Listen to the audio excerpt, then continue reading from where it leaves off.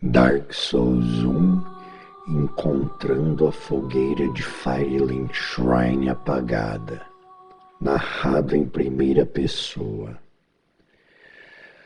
Subi até o centro de Firelink Shrine, esperando ver o brilho acolhedor da fogueira.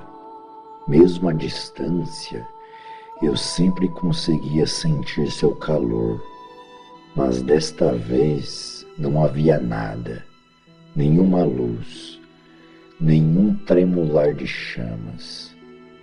Me aproximei devagar. Um círculo de pedras parecia mais escuro do que o normal, quase sombrio.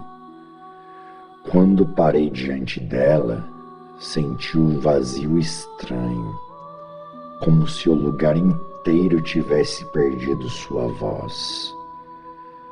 Me ajoelhei.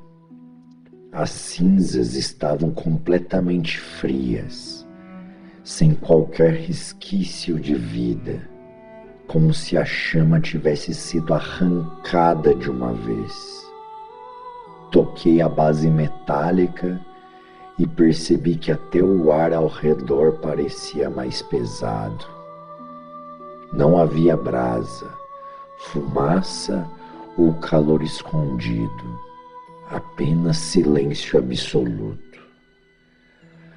A fogueira que sempre me recebeu entre batalhas, a chama que me guiou desde o início, agora não passava de um monte de cinzas mortas. Fiquei ali por alguns instantes, observando o vazio diante de mim, sentindo que algo profundo havia sido perdido. A fogueira de Firelink Shrine estava apagada, e isso mudava tudo.